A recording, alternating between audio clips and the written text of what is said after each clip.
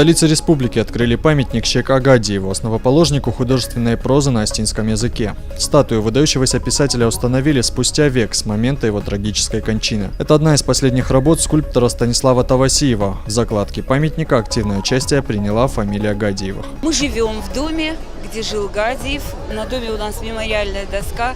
Конечно, это очень большое событие для нас, для фамилии. Бедный осетин, у которого было 6 сыновей и одна единственная дочка, и дети достигли таких высот значимых, что сегодня вот мне как директору школы хочется ставить его в пример именно с этой стороны, как заботливого отца, который дал в такой бедной обстановке всем не просто образование, а очень значимое образование.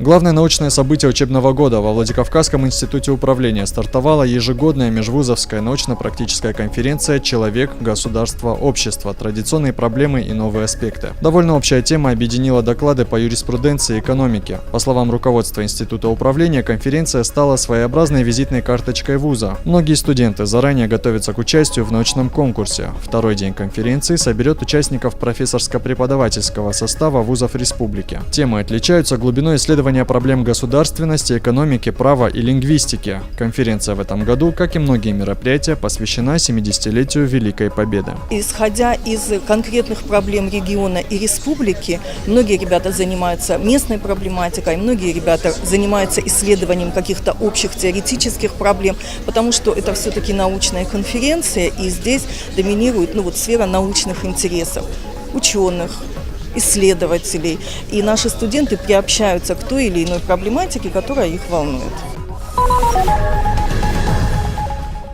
Волонтеры приняли участие в донорской акции, которая стала частью большого проекта под названием «Мир на Кавказе. Стабильная Россия». Они пополнили запасы банка крови республиканской станции переливания. Инициатором акции является Азамат Цыдаев. Молодой человек реализовывает свой проект, который стал лучшим на Всекавказском форуме Машук-2014. В сутки больницам Северной Осетии нужно около 15 литров крови. Это значит, 40 человек ежедневно должны приходить на станцию переливания. В этом случае, отмечают медики, крови будет хватать даже при экстренных ситуациях. 23 апреля, почему мы решили провести эту акцию, так как 20 апреля, во Всероссийский день донора, слишком большая загруженность была центра переливания крови. И мы немножко решили перенести дату нашей акции. Но это же не важно, было самое главное, что люди с большим удовольствием даже сегодня пришли.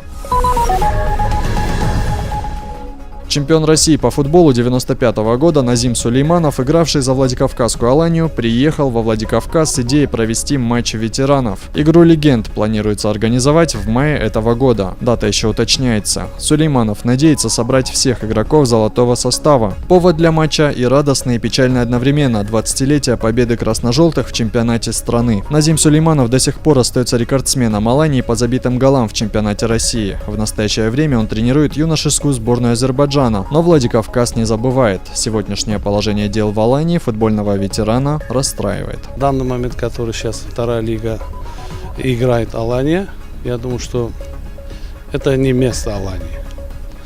Место Алании, я думаю, что премьер-лига российского чемпионата. И, конечно, чтобы Алания играла и радовала своих болельщиков. В этом году исполняется 20-летие чемпионства. А в данный момент Алания играет в второй лиге. Это как-то не подходит Алании.